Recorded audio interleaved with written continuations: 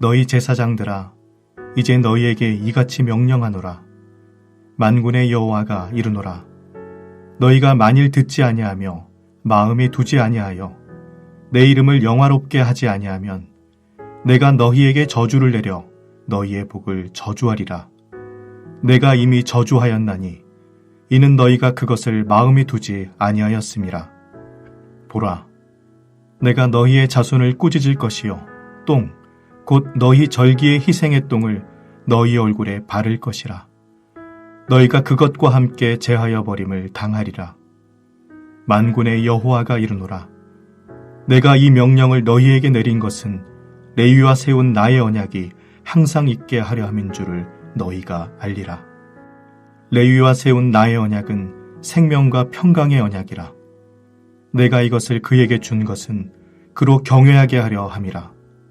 그가 나를 경외하고 내 이름을 두려워하였으며 그의 입에는 진리의 법이 있었고 그의 입술에는 불의함이 없었으며 그가 화평함과 정직함으로 나와 동행하며 많은 사람을 돌이켜 죄악에서 떠나게 하였느니라. 제사장의 입술은 지식을 지켜야 하겠고 사람들은 그의 입에서 율법을 구하게 되어야 할 것이니 제사장은 만군의 여호와의 사자가 되미거늘 너희는 옳은 길에서 떠나 많은 사람을 율법에 거스르게 하는도다. 나 만군의 여호와가 이르노니 너희가 레위의 언약을 깨뜨렸느니라. 너희가 내 길을 지키지 아니하고 율법을 행할 때에 사람에게 치우치게 하였으므로 나도 너희로 하여금 모든 백성 앞에서 멸시와 천대를 당하게 하였느니라 하시니라. 우리는 한 아버지를 가지지 아니하였느냐? 한 하나님께서 지으신 바가 아니냐? 어찌하여 우리 각 사람이 자기 형제에게 거짓을 행하여 우리 조상들의 언약을 욕되게 하느냐? 유다는 거짓을 행하였고 이스라엘과 예루살렘 중에서는 가증한 일을 행하였으며 유다는 여호와께서 사랑하시는 그 성결을 욕되게 하여 이방신의 딸과 결혼하였으니 이 일을 행하는 사람에게 속한 자는 깨는 자나 응답하는 자는 물론이요 만군의 여호와께 제사를 드리는 자도 여호와께서 야곱의 장막 가운데서 끊어버리시리라. 너희가 이런 일도 행하나니 곧 눈물과 울음과 탄식으로 여호와의 제단을 가리게 하는도다. 그러므로 여호와께서 다시는 너희의 봉헌물을 돌아보지도 아니하시며 그것을 너희 손에서 기꺼이 받지도 아니하시거늘 너희는 이르기를 어찌 됨이니이까 하는도다. 이는 너와 내가 어려서 맞이한 아내 사이에 여호와께서 증인이 되시기 때문이라. 그는 내 짝이요 너와 서약한 아내로 돼 내가 그에게 거짓을 행하였도다. 그에게는 영이 충만하였으나 오직 하나를 만들지 아니하셨느냐? 어찌하여 하나만 만드셨느냐? 이는 경건한 자손을 얻고자 하심이라. 그러므로 내 심령을 삼가 지켜 어려서 맞이한 아내에게 거짓을 행하지 말지니라. 이스라엘의 하나님 여호와가 이르노니 나는 이혼하는 것과 옷으로 학대를 가리는 자를 미워하노라. 만군의 여호와의 말이니라. 그러므로 너희 심령을 삼가 지켜 거짓을 행하지 말지니라. 이제 월요일부터 목요일까지 말라기스를 묵상할 것입니다. 말라기스는 나의 사자라는 뜻을 가진 말라기 선지자가 쓴 마지막 예언서로서 이스라엘에게 주시는 경고의 말씀으로 구성되어 있습니다. 말라기스의 역사적 배경은 유대인들이 바벨론 포로 생활에서 돌아온 이후로서 페르시아 제국 시대입니다. 주전 539년에 고레스 왕의 칙령으로 바벨론에서 돌아온 유대인들은 다윗의 자손인 스룹바벨을 중심으로 성전을 재건하고 제사를 시작했지만 사마리아인들의 방해로 얼마 가지 못하고 중단되고 맙니다. 이때 학개와 스가랴 선지자가 중단된 성전을 재건하도록 격려하므로 스룹바벨 성전이 완성됩니다. 그런 후 81년이 지난 후 서기관 및 제사장이었던 에스라가 주전 458년에 두 번째로 포로를 이끌고 귀환하고 13년이 지난 후 느헤미야를 통해 주전 445년에 3차 포로 귀환이 이루어집니다. 에스라는 유대인들의 신앙적 부흥을 이끌었고 느헤미야는 예루살렘 성벽을 재건하여 유대인 공동체를 회복시키는 일에 앞장섰습니다. 이에 유대인들은 마음이 뜨거워져서 율법을 다시 읽고 순종하며 살기 시작했습니다. 하나님이 다시 이스라엘 백성들을 바벨론으로부터 나오게 하셨기에 이제는 다윗의 왕위를 잇는 새로운 왕을 세워주셔서 이스라엘의 옛 영광을 회복시켜 주기를 간절히 기대했습니다. 다윗 시대를 회복할 메시아를 기다렸습니다. 그런데 아무리 기다려도 새로운 변화가 없었습니다.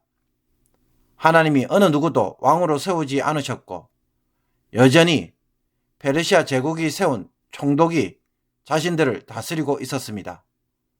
왕도 없이 제사장에 의해 겨우 명맥만 유지되는 그런 나라로 있었습니다. 이런 상황이 되자 사람들이 점점 하나님에 대하여 회의감이 들기 시작합니다. 과연 하나님이 계시는가? 하나님은 이스라엘을 버리셨는가? 지금 우리가 하는 이런 제사가 도대체 무슨 의미가 있는가? 과연 이런 상황에서 우리는 율법을 지켜야만 하는가? 1장에서 말라기 선지자는 하나님에 대한 이런 유대인들의 실망감을 이렇게 드러냅니다. 주께서 어떻게 우리를 사랑하셨나이까? 유대인들이 자신들의 형편과 상황을 아무리 살펴봐도 하나님이 자신들을 전혀 사랑하시는 것처럼 보이지 않는다는 것입니다. 여기에 대해 하나님은 에서와 야곱을 비교하시면서 하나님은 에서는 미워하고 야곱을 사랑했다고 말씀합니다. 유다는 바벨론에서 돌아와서 다시 이스라엘 땅에 정착하며 성전을 재건하였지만 에돔은 다시 나라로 재건되지 못하였기 때문입니다. 하나님이 허락하지 않으므로 더 이상 나라를 회복하지 못한 것입니다. 이 사실을 유대인들이 깨닫는다면 하나님은 이스라엘 밖에서도 위대하신 분이신 것을 알게 될 것이라고 말씀합니다. 그리고 1장 6절부터 2장 16절까지 하나님은 부패하고 무례한 제사장들과 언약에 신실하지 못한 백성들에 대하여 책망합니다. 제사장들과 백성들 모두 하나님과 맺은 언약에 신실하지 못하였음을 언약이라는 관점에서 그 죄악을 지적하고 있습니다. 아들은 아버지를, 종은 주인을 공경하는데 정작 제사장들은 하나님을 공경하거나 두려워하는 모습이 전혀 없는 것에 대하여 하나님은 그들을 비난하며 크게 꾸짖습니다. 하나님의 이런 책망에 제사장들의 반응은 무엇입니까? 자신들이 언제 하나님의 이름을 멸시하였느냐라고 하면서 도리어 항의를 합니다. 하나님이 요구하시는 제사를 자신들은 성실하게 행하고 있다라는 것입니다. 그러나 제사를 드릴 때에 그들은 더러운 떡을 바치고 눈먼 희생 제물과 저는 것과 병든 것을 가져와서 드리면서 어떻게 주의 제단을 더럽혔느냐라고 따지고 있습니다. 그들은 여호와께 대충 상을 차려주어도 된다고 생각한 것입니다. 여기에 대하여 하나님은 제단에 불을 끄고 차라리 성전문을 닫는 것이 훨씬 낫다고 하시면서 제사장들이 바치는 제물을 받지 않겠다고 대답합니다. 그러면서 너희들은 하나님의 이름을 이렇게 무시하지만 하나님의 이름은 해 뜨는 곳에서부터 해 지는 데까지 열방 중에 크게 높임을 받을 이름이라고 말합니다. 그러므로 하나님은 언젠가 이방인들도 하나님의 이름으로 예배하며 정결한 제물을 드리도록 하실 것이라고 연적 말씀을 합니다. 하나님은 이스라엘의 하나님만이 아니라 온 세계의 하나님으로 높임을 장차 받으실 분이 될 것이라는 것입니다. 그런 후에 오늘 본문 2장 1절에서 9절까지 하나님은 레위 지파가 하나님과 맺은 언약을 깨뜨렸다고 지적합니다. 이처럼 제사장들이 하나님의 말씀을 듣지도 않고 지키지도 않고 마음에 두지도 않으며 하나님의 이름을 영광스럽게도 하지 않았기에 그들은 하나님의 저주를 피할 수 없으며 이미 그들을 저주하셨다고 말합니다. 그들은 자신의 마음에 하나님의 이름을 두지 않았기 때문입니다. 그래서 너희 절기의 희생제물의 똥을 너희 얼굴에 바르겠다고 합니다. 정결한 제물을 드려야 할 제사장들이 부정과 잘못된 예식을 행하고 있기에 하나님도 그들에게 수치와 모욕을 주심으로 그들이 지금 무엇을 하고 있는지를 분명히 깨닫도록 해 주시겠다는 것입니다. 하나님이 지금 이렇게 명령하시고 책망하시는 이유는 어떻게 해서든지 레위와 맺은 언약을 지키시고자 하기 때문입니다. 제사장의 이런 부정은 레위와 맺은 언약을 깨트린 일과 같기에 어떻게 해서든지 언약이 항상 있도록 하기 위해 이와 같은 말씀을 하시는 것입니다. 레위와 세운 언약은 5절에서 보듯 생명과 평강의 언약입니다. 이것은 민수기 25장과 신명기 33장을 배경으로 하나님이 레위 지파에게 제사장 직분을 영원토록 해주시고 번성하도록 하시겠다는 언약입니다. 하나님은 레위 지파로 하여금 하나님을 항상 경외하고 두려워하며 그의 입에 진리의 법을 두고 불의함이 없게 하며 화평과 정직함으로 하나님과 동행하고 많은 사람들을 죄악에서 돌이키도록 하는 일을 할 수 있도록 그들을 세우셨습니다. 그런데 지금 그들은 율법의 가르침을 구하고 하나님의 사자로서 사람들을 진리의 길로 인도하기보다는 도리어 옳은 길에서 떠나 율법을 거스리는 일을 하고 있기에 언약을 깨트리는 일을 하고 있는 것입니다. 이런 제사장에 대하여 하나님은 그들로 하여금 모든 백성 앞에서 멸시와 천대를 당하도록 하실 수밖에 없는 것입니다. 그러면 언약을 레위 지파의 제사장들만 깨트렸을까요? 이스라엘 백성들 역시 언약을 깨트리며 가증한 일을 하면서도 부끄러워하지 않았습니다. 10절에서 말라기 선지자는 우리는 한 아버지를 가지지 아니하였느냐? 한 아버지께서 지으신 바가 아니냐? 어찌하여 우리 각 사람이 자기 형제에게 거짓을 행하여 우리 조상들의 언약을 욕되게 하느냐? 라고 백성들을 고소합니다. 우리들은 언약을 통해 하나님을 한 번 아버지로 모시고 그의 백성들로 지음을 받아서 살아가는데 어떻게 자기 형제들에게 거짓을 행함으로 조상들이 맺은 이 언약을 욕되게 하고 있느냐라는 것입니다. 이스라엘 백성들이 언약을 깨고 거짓을 행하는 일은 두 가지였습니다. 첫째는 그들은 우상을 섬기며 이방신의 딸과 결혼을 하는 가증한 일을 하고 있었다는 것입니다. 이런 일을 하는 사람들에 대해 하나님은 그가 어떤 사람이든지 간에 제사를 드릴지라도 그를 야곱의 가문에서 끊어 버리시겠다고 말씀합니다. 둘째는 그들은 어려서 맞이한 아내를 배신하며 이혼과 학대하는 일을 행하였다는 것입니다. 혼인서약은 하나님 앞에서 서로 언약을 맺는 일인데 어떻게 아내를 쉽게 배신하며 이혼하고 학대하는 일을 할 수 있느냐라는 것입니다. 심지어 그런 일을 하면서도 그들은 하나님이 제물을 받지 않는다고 눈물과 울음과 탄식으로 제단을 적시고 있었고 무슨 까닭으로 이렇게 하시느냐라고 하나님께 되묻고 있다는 것입니다. 자신의 잘못 행실은 전혀 돌아보지 않고 하나님이 자신들을 냉정하게 대하신다고 원망하고 있는 것입니다. 여기에 대하여 말라기 선지자는 15절에 그에게는 영이 충만하였으나 오직 하나를 만들지 아니하셨느냐? 어찌하여 하나만 만드셨느냐? 이는 경건한 자손을 얻고자 하심이라 라고 말합니다. 해석하기 어려운 말입니다. 그럼에도 불구하고 그 의도를 살려 해석을 해본다면 하나님은 얼마든지 다른 생명을 만드실 수 있는 여분의 생명력, 즉 영을 갖고 계시지만 오직 한 쌍의 남녀만 지으시고 혼인을 통해 그들이 한 몸이 되게 하셨습니다. 이렇게 하나로 연합된 부부를 통해 경건한 자손을 얻고자 하셨다는 것입니다. 그러니 너희는 젊어서 결혼한 아내를 배신하여 버리는 일을 하지 말라는 것입니다. 하나님은 이혼하는 것과 아내를 학대하는 것을 미워하시기 때문입니다. 그러므로 너희 심령을 삼가지켜 거짓을 행하지 말지니라 라고 엄중하게 경고하고 있습니다. 성도 여러분, 하나님은 레위 지파나 이스라엘 백성들 모두 언약 안에서 살아가는 자들이라는 사실을 가르치면서 언약을 따라 바로 살 것을 강조하고 있습니다.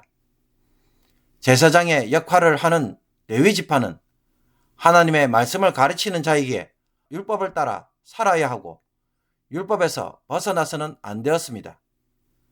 율법에서 벗어나면 부정한 자가 됩니다. 그런데도 그들이 이와 같은 부정한 자가 되었다는 것은 그 마음에 하나님을 멸시하는 마음이 있었기 때문입니다. 이스라엘 백성들도 마찬가지입니다. 혼인 서약을 할 때 하나님 앞에서 언약을 맺고는 너무나 쉽게 파기해버리고 자기 아내를 버리거나 학대하는 일은 하나님을 완전히 무시하는 행동입니다.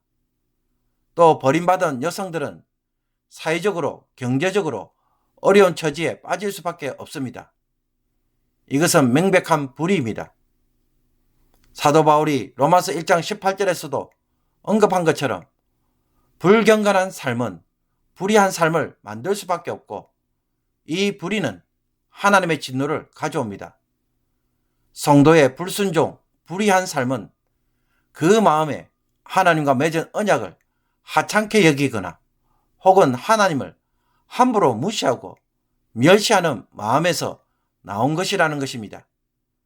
우리는 실수로 순간적으로 욕심에 의해 범죄하는 것처럼 스스로 여기지만 오늘 말씀을 묵상해보면 제사장들처럼 백성들처럼 하나님을 멸시하고 하찮게 여기는 마음이 있었기에 쉽게 그런 행동을 할 수 있는 것입니다. 그러므로 오늘 말씀을 통해 정말로 하나님을 경외하는 마음이 나에게 있는지 되돌아보면서 하나님을 두려워하는 성도가 되기를 원합니다. 아내나 남편에게 함부로 말을 하는 것, 주변 사람들에게 함부로 반말하는 것은 남편이나 아내에 대하여 만반하게 보기 때문에 존경심이 사라졌을 때 쉽게 할 수 있는 행동입니다. 우리의 자녀들도 마찬가지입니다. 귀하게 본다면 함부로 말을 할 수 없습니다. 그러므로 나의 말과 행동이 어디에서 나온 것인지 다시 살펴보고 하나님과 사람을 귀하게 여기는 마음을 가지도록 힘쓰는 오늘 하루가 되기를 주님의 이름으로 축복합니다. 기도드리겠습니다. 하나님, 언약을 지키려고 훈계하시고 책망하셔서 돌이키도록 하시는 이 하나님의 은혜에 저희들이 속히 회개하고 언약으로 돌아오기를 원합니다. 우리의 죄악을 용서하여 주옵소서. 말씀을 따라 하나님을 멸시하고 천대함으로 쉽게 죄를 짓는 것은 아닌지 우리의 악함을 다시 한번 보게 하시며 회개하고 돌이켜서 모든 사람과 일들 속에서 하나님을 경외하는 모습을 다시 한번 드러내게 하여 주시옵소서. 하나님이 보고 계시기에 말을 조심하고 사람들을 사랑하고 존경하기에 반말이나 하대하는 말을 하지 않게 하시며 내 자녀들을 내 소유물인 것처럼 함부로 대하지 않게 하옵소서. 소중한 사람들로 여기며 섬기고 존경하는 말과 행동이 되게 하여 주시옵소서. 예수 그리스도의 이름으로 기도하옵나이다. 아멘.